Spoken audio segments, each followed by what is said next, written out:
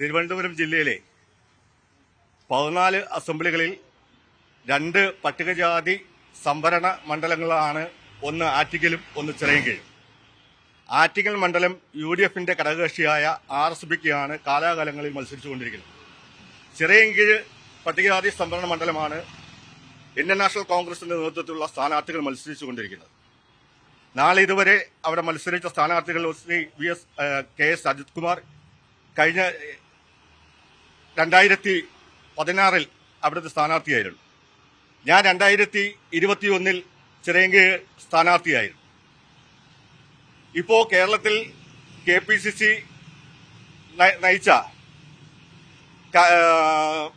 സർവേയിൽ ഉൾപ്പെട്ടിട്ടുള്ളവരാണ് ബാക്കി 2 പേരും.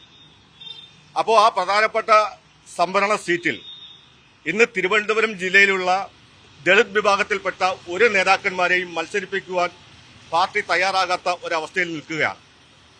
നമുക്കറിയാം, ഈ തിരുവനന്തപുരം ജില്ലയിൽ എല്ലാ ജനവിഭാഗങ്ങളുടെ പ്രശ്നങ്ങൾ ഏറ്റെടുത്തുകൊണ്ട് സമരം നടത്തുവാനും ജയിൽവാസം അനുഭവിക്കുവാനും ഏത് പ്രതിഷേധ പരിപാടിക്കും നേതൃത്വം നൽകുന്നവരാണ് ഞങ്ങളെല്ലാവരും. പക്ഷേ അങ്ങനെയുള്ള ഞങ്ങളെയൊക്കെ അവഗണിച്ചുകൊണ്ട് കോഴിക്കോട് ജില്ലയിലുള്ള ഒരാളെ ചിറയൻകീഴ് സ്ഥാനാർത്ഥിയാക്കാൻ പാർട്ടി തീരുമാനിച്ചിരിക്കുകയാണ്. കുമാരി രമ്യ ഹരിദാസിന് ഒട്ടനവധി അവസരങ്ങൾ പാർട്ടി ഒരുക്കിയിട്ടുണ്ട്. പക്ഷേ ഇപ്പോൾ ഏറ്റവും അവസാനം ചിറയൻകീഴ് അസംബ്ലിയിലേക്ക് അവരുടെ പേര് എത്തി നിൽക്കുകയാണ്. ഒരു കാരണവശാലും അത് അംഗീകരിക്കാൻ കഴിയാത്ത ഒരു സാഹചര്യമാണ്.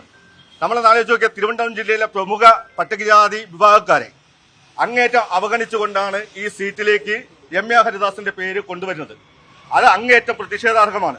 നിങ്ങൾ ആലോചിച്ച് നോക്കിയാൽ KS അജിത് കുമാർ 25 വർഷം അവിടുത്തെ ജനപ്രതിനിധിയാണ്. ഞാൻ കഴിഞ്ഞ 3 തവണയായി അവിടെ ജനപ്രതിനിധിയാണ്. ഞങ്ങളൊക്കെ അവിടെ ജനറൽ സീറ്റിലും സംവരണ സീറ്റിലും മത്സരം ജയിച്ചിട്ടുള്ളവരാണ്. അപ്പോൾ ഞങ്ങൾക്കൊക്കെ എന്താണ് അവിടെ മത്സരിക്കാനുള്ള അയോഗ്യത എന്ന് പാർട്ടി നേതൃത്വം വ്യക്തമാക്കണം. ഇത്തരത്തിൽ ഇങ്ങനെ ഒരു നടപടിക്രമങ്ങളുമായി മുന്നോട്ട് പോയാൽ അത് അങ്ങേയറ്റത്തെ പ്രതിഷേധമാണ് ഞങ്ങൾക്ക് രേഖപ്പെടുത്താനുള്ളത്. തീർച്ചയായിട്ടും ഈ പ്രതിഷേധം ചിറയൻകീഴ് മാത്രമല്ല നിൽക്കുന്നത്. നിങ്ങളെന്നാൽ തിരുവനന്തപുരം ജില്ലയിലെ പ്രമുഖ സമുദായങ്ങളെ പൂർണ്ണമായി അവഗണിക്കുവാൻ തീരുമാനിച്ചിരിക്കുക. അതൊന്നും അംഗീകരിക്കാൻ കഴിയില്ല. ഈ പാർട്ടിക്ക് വേണ്ടി കഴിഞ്ഞ കുറെ വർഷങ്ങളായി ഈ കൊടി പിടിച്ച അന്ന് മുതൽ ഈ തിരുവനന്തപുരം ജില്ലയിലെ സമര പോരാട്ടങ്ങൾക്ക് നേതൃത്വം നൽകിയിട്ടുള്ളവരാണ്. എത്ര തവണ ജയിൽവാസം അനുഭവിച്ചിട്ടുള്ളവരാണ്. ഞങ്ങൾ ജനപ്രതിനിധി ആയിട്ടുള്ളവരാണ്. അപ്പോൾ ഞങ്ങളെയൊക്കെ അങ്ങ് പൂർണ്ണമായി അവഗണിച്ചുകൊണ്ട് കുമാരി രമ്യ ഹരിദാസിന് മാത്രം സ്ഥിരം അവസരം നൽകുന്ന രീതി പ്രതിഷേധാർഹമാണ്. അദ്ദേഹം ആലത്തൂരിന്റെ MP ആയിരുന്നു. അവിടെ രണ്ടാമതും അദ്ദേഹത്തിന് മത്സരിക്കാൻ അവസരം കൊടുത്തു.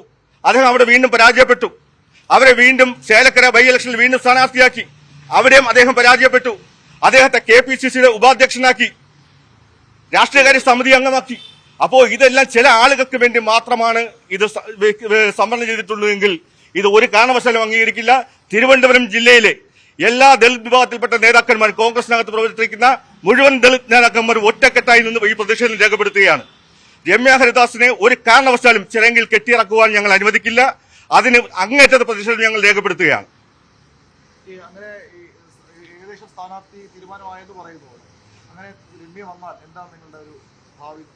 ഞങ്ങൾ പാർട്ടി കൂറുള്ളവരാണ്. ഞങ്ങളുടെ പ്രതിഷേധം കഴിഞ്ഞ കുറെ ദിവസങ്ങളായി നേതൃത്വത്തെ അറിയിച്ചുകൊണ്ടിരിക്കുകയാണ്. ഇന്ന് ഞങ്ങൾ ഇതിനു മുമ്പും രേഖാമൂലം കേരള പ്രദേശ് കോൺഗ്രസ് കമ്മിറ്റിയുടെ പ്രസിഡന്റ് പരാതി നൽകിയിട്ടുണ്ട്. ഒരു കാരണവശാലും പുറത്തുള്ള ഒരാളെ കെട്ടിയിറക്കാൻ സാധിക്കത്തില്ല. ഇവിടെ കഴിവുള്ള ആളുകളുണ്ടല്ലോ, ഇവിടെ കഴിവുള്ള ദളിത് നേതാക്കന്മാർ ഒട്ടനവധി പേരുണ്ട്. അവരെയൊക്കെ ഏത് കാര്യത്തെയാണ് മാറ്റി നിർത്തുന്നത്? അപ്പൊ അവരെയൊക്കെ മാറ്റി നിർത്തുന്നത് പ്രതിഷേധകമാണ്. ഇത് രേഖാമൂലം KPCC പ്രസിഡന്റിനെ അറിയിച്ചിട്ടുണ്ട്. ഇന്ന് AICCക്ക് പരാതി നൽകിയിട്ടുണ്ട്. സ്ക്രീനിംഗ് കമ്മിറ്റിക്ക് പരാതി നൽകിയിട്ടുണ്ട്. നമ്മുടെ പരാതി അവർ കൃത്യമായി പരിശോധിക്കും എന്നാണ് ഞങ്ങൾ വിശ്വസിക്കുന്നത്.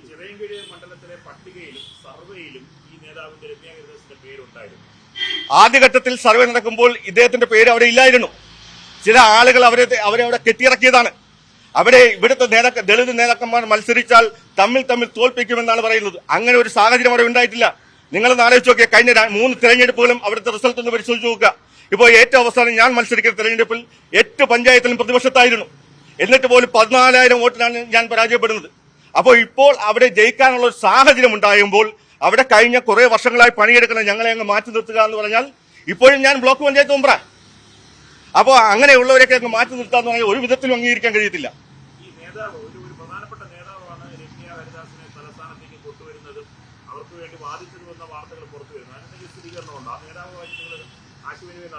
ഇതുവരെ ആ നേതാവ് ഞങ്ങളോട് ആശയവിനിമയം നടത്തിയിട്ടില്ല. അതുകൊണ്ട് അതൊരു ക്ലാരിറ്റി ഇല്ലാത്തതുകൊണ്ട് അത് അത്തരം കാര്യങ്ങളിൽ കടന്നു പോകാൻ ഞാൻ ആഗ്രഹിക്കുന്നില്ല. എന്തായാലും ഇങ്ങനെ നേതൃത്വം ഇങ്ങനെ ഒരു ചിന്താഗതി ആലോചിക്കുമ്പോൾ ആദ്യം ചെയ്യേണ്ടത് ഇവിടുത്തെ ദളിത് നേതാക്കന്മാർക്ക് എന്തെങ്കിലും കുറവുണ്ടോ എന്ന് അവർ പരിശോധിക്കണ്ടേ. അങ്ങനെ ഒരു കുറവില്ല. അങ്ങനെയാണെങ്കിൽ 25 വർഷം ത്രിതല പഞ്ചായത്തിൽ ജയിച്ച ആളാണ് വി എസ് അജിത് കുമാർ.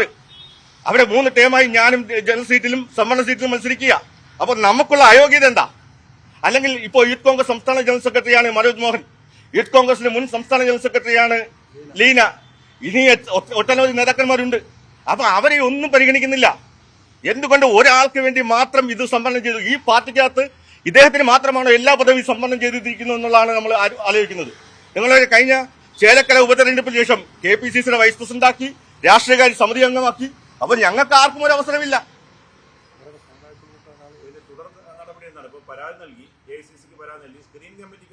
അതെ, ഇന്ന് എല്ലാ നേതാക്കന്മാർക്കും പരാതി കഴിച്ചിട്ടുണ്ട്. ഇതിന് 1 മാസം മുമ്പ് നിങ്ങൾ തന്നെ റിപ്പോർട്ട് ചെയ്തിട്ടുള്ളതാണ്. അപ്പോൾ അന്നും കേരള പ്രദേശ് കോൺഗ്രസ് കമ്മിറ്റിക്ക് രേഖാമൂലം കത്ത് കൊടുത്തിട്ട് പറഞ്ഞു പുറത്തുനിന്നുള്ള ഒരാളെ പോലും പരിഗണിക്കരുത് എന്ന്.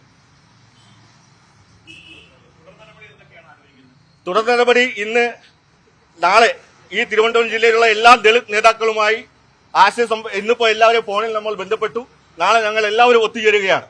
ഇത് ഒരു കാരണവശാലും അംഗീകരിക്കാൻ കഴിയില്ലെന്നേ. ഇവിടെ നിങ്ങൾ നാലിക്കും ഇവിടെ ഭൂരിപക്ഷമുള്ള സമുദായ അംഗങ്ങളെ പൂർണ്ണമായി അവഗണിച്ചാൽ അത് തെരഞ്ഞെടുപ്പിൽ ഒരിടത്ത് മാത്രമല്ല പ്രത്യാഘാതം ഉണ്ടാകുന്നത്. ഈ തിരുവനന്തപുരം ജില്ലയിൽ അത് നല്ല രീതിയിൽ പ്രതിഫലിക്കും. എന്റെ നേതൃത്വം അത് പരിശോധിക്കാത്തത്?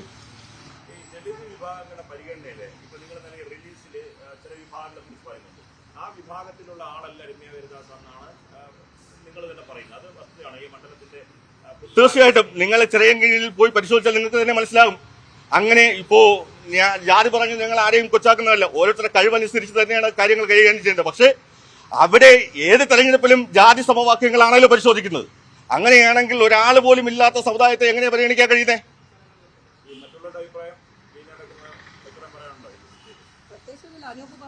തന്നെയാണ് ഞങ്ങൾക്ക് പറയാനുള്ളത്.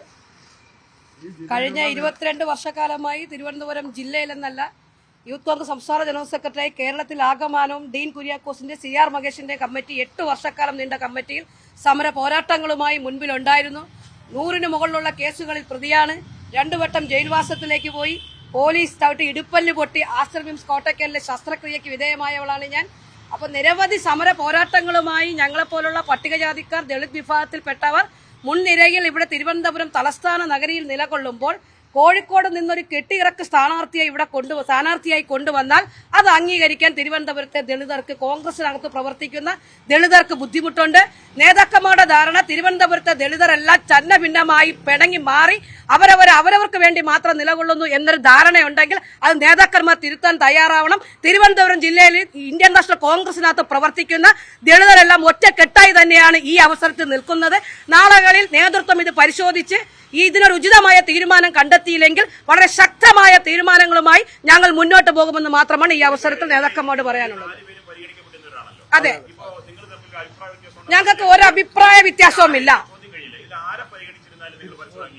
ഞങ്ങൾ അംഗീകരിക്കാൻ തയ്യാറാണ്. തിരുവനന്തപുരം ജില്ലയിൽ നിന്നുള്ള ഒരാളെ ഇന്റർനാഷണൽ കോൺഗ്രസ് ഈ പ്രസ്ഥാനം പരിഗണിച്ചു ഏതൊരു പട്ടികജാതിക്കാരനെ കൊണ്ടുവന്നാലും അംഗീകരിക്കാൻ ഞങ്ങൾ ബാധ്യസ്ഥരാണ്.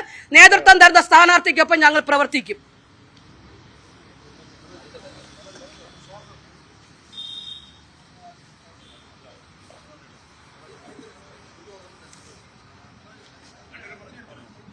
ഞാൻ 25 വർഷമായി ചിറയൻകീഴിലെ മംഗലാപുരം ഗ്രാമപഞ്ചായത്തിന്റെ പ്രസിഡന്റായും അതുപോലെ തന്നെ ബ്ലോക്ക് പഞ്ചായത്ത് അംഗമായും കഴിഞ്ഞ 25 വർഷമായി ആ പ്രദേശത്ത് പ്രവർത്തിക്കുന്ന ഒരാളാണ്. 2016 തിരഞ്ഞെടുപ്പിൽ അവിടെ മത്സരിക്കുകയും മികച്ച 2 പഞ്ചായത്തുകളിൽ ലീഡ് നേടുകയും ചെയ്ത ഒരു വ്യക്തിയാണ്. പക്ഷേ ഞങ്ങളെയൊക്കെ മാറ്റി നിർത്തുമ്പോൾ ഈ ജില്ലയിൽ നിന്നുള്ള ഒരു സ്ഥാനാർത്ഥിയെ മത്സരിക്കുവാൻ പാർട്ടി തീരുമാനിക്കണമായിരുന്നു. കോഴിക്കോട് നിന്നുള്ള ഒരാളിനെ കഴിഞ്ഞ 2 തെരഞ്ഞെടുപ്പിലും പരാജയപ്പെട്ട ഒരാളിനെ ഈ തെരഞ്ഞെടുപ്പിൽ മത്സരിപ്പിക്കാൻ കൊണ്ടുവരുന്നത് പാർട്ടി ഞങ്ങളോട് കാണിക്കുന്ന അനീതിയായാണ് ഞങ്ങൾക്കിപ്പോൾ തോന്നുന്നത്. അത് ഞങ്ങളുടെ പരാതി നേതൃത്വം കേൾക്കുമെന്നാണ് ഞങ്ങളുടെ വിശ്വാസം. ഞാൻ യൂത്ത് കോൺഗ്രസിന്റെ സംസ്ഥാന സെക്രട്ടറിയാണ്. നിലവിൽ ആ മണ്ഡലത്തിൽ നിന്നുള്ള ഒരു ഭാരവാഹിയാണ്. എൻ്റെ പേരുൾപ്പെടെ ഈ ലിസ്റ്റിലുണ്ട്. പക്ഷേ നാളിതുവരെ യാതൊരു രീതിയിലുള്ള ഒരു പരിഗണനയും നമുക്ക് തന്നിട്ടില്ല. ഈ ലാസ്റ്റ് മെനിങ്ങാന്ന് നടന്ന സമരത്തിലുൾപ്പെടെ നമ്മുടെ തമ്പാനൂർ ബസ് സ്റ്റാൻഡിൽ ഉൾപ്പെടെയുള്ള സമരത്തിന് സജീവമായി പ്രവർത്തിച്ച ഒരു വ്യക്തിയാണ്. ഞങ്ങളുടെയൊക്കെ അപമാനിക്കുന്ന തരത്തിലാണ് ഇത്തരത്തിലുള്ള ഈ നേതൃത്വത്തിന്റെ ഭാഗത്തുള്ള പ്രവർത്തനം. ഇത് ഒരിക്കലും അംഗീകരിക്കാൻ പറ്റത്തില്ല. ദൂരെന്ന് വന്ന വടക്ക് നിന്ന് വന്ന ഒരു സ്ഥാനാർത്ഥിയെ ഈ തിരുവനന്തപുരം ജില്ലയിൽ കൊണ്ടുവന്ന് നേതൃത്വം അത്തരത്തിലുള്ള നിലപാടുമായി പോയി കഴിഞ്ഞാൽ യാതൊരു തരത്തിലും നമ്മൾ അത് അംഗീകരിക്കില്ല എന്ന് മാത്രം പറയും. കൂടുതൽ വാർത്തകൾക്ക് news 18 Keralam YouTube channel subscribe ചെയ്യുക.